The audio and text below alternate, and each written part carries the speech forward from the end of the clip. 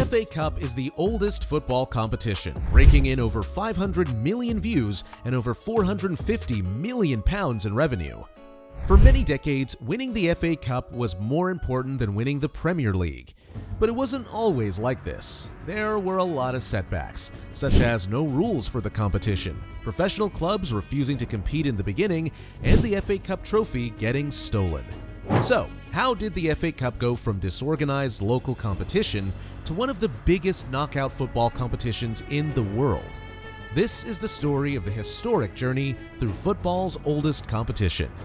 Before the FA Cup, the oldest football association was formed in England. This was widely known as the FA. All thanks to Barnes team captain Ebenezer Cobb Morley, who wrote Bell's Life newspaper in 1862. The Barnes captain would go on to be one of the founding fathers of the Football Association. After the formation of the Football Association in 1863, setting of rules and uniting teams from the north and south of England, it's fair to say that the FA Cup started with a vision from one man, Charles W. Alcock, the secretary of the Football Association. You can say he was a big stepper ahead of his time, as he tried to get international football off the ground by arranging a controversial first meeting between England and Scotland in 1870. So, on 20th July 1871, at a meeting of the FA Committee, Alcock laid out his vision with these words: "It is desirable that a Challenge Cup should be established in connection with the association, for which all clubs belonging to the association should be invited to compete." Simply put, a national knockout competition to bring together the emerging football clubs of England.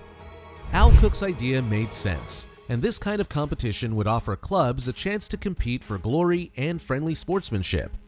As back then, football was still in its baby stage and had no consistent rules or organized tournaments. The motion was immediately carried, the rules of the knockout competition agreed upon, and invitations issued to the FA's 50 member clubs of the time.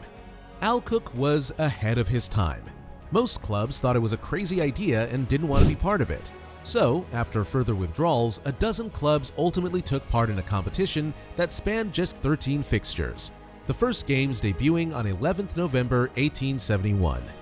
And so, the first competition saw 15 teams take part out of an invited 50. The competition heightened in a final at Kensington Oval on 16th March 1872.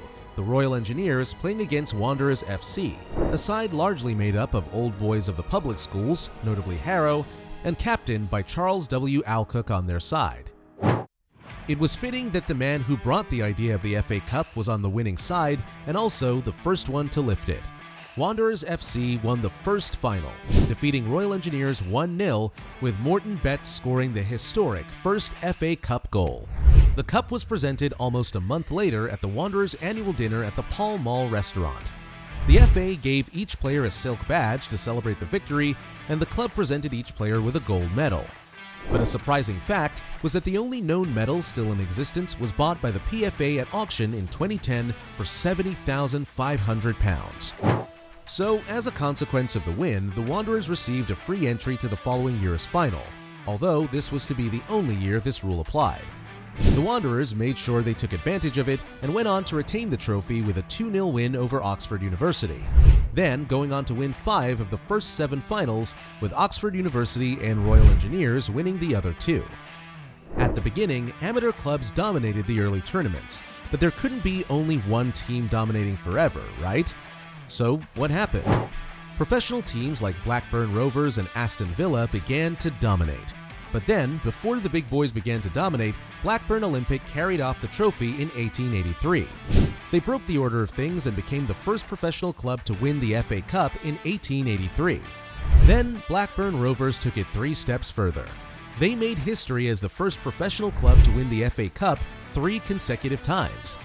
After this hat trick of cup victories, the likes of Aston Villa, West Bromwich Albion, and Preston North End won the FA Cup, and this marked the beginning of the new era. By the mid-1880s, winning the FA Cup had become the holy grail of the football clubs, and they weren't holding back when it came to spending money. Rovers were handing out around £615 on wages in the cup-winning season of 1885-86. The inclusion of professionalism played a huge part in the football game in England. With the new clubs of the north and the rapid takeover of the amateur sides, typically from the south, there was a need for another change. And this led to the creation of the Football League in 1888 with 12 members. But it was still the FA Cup final that was the centralized occasion of the decade. It took huge money from a television deal to make clubs prioritize staying in the Premier League over winning the FA Cup. Nonetheless, the FA Cup still survived all odds. But something happened. Something unexpected too. After the FA Cup final was moved to the Crystal Palace in 1895, the original trophy was stolen from a Birmingham shop window where it was displayed after Aston Villa had won it. A replica was made to replace it, and it survived until 1910 when it was replaced by the trophy that we all know today. So, as football gained popularity, the tournament grew too, attracting clubs and fans from across the nation. What set the FA Cup apart from any other was simple. It had an open format. Lower league and non-league teams had the opportunity to face and sometimes upset football's giants. These giant-crushing moments became legendary. Notts County became the winners from the second division in 1894, beating Bolton to the top flight, while Tottenham won the competition as a Southern League outfit in 1901, the first final to be filmed by Path News, defeating Sheffield United in a replay. Then, in 1923, Wembley became the destination of the FA Cup final almost every year. That year saw over 200,000 people sandwiched into the stadium, meant for 127,000. But right in this stadium, close to a century-old record was made, and it's looking like it won't be broken anytime soon. This was in 1927, when Cardiff City defeated Aston Villa in the final to become the first and so far only club out of England to win the FA Cup. However, things didn't go smoothly for the competition as world wars interrupted the FA Cup. When football returned after the war, the appetite for the game was even more than before, and the FA Cup duly stepped up to the plate. Post-war finals like the 1953 Matthews Final, where Blackpool beat Bolton Wanderers 4-3, with Stanley Matthews setting his mark in football history. But the FA Cup grew because of a new technology then. Television added to the popularity of the FA Cup. The first live broadcast in 1938 paved the way for the FA Cup to be recognized globally.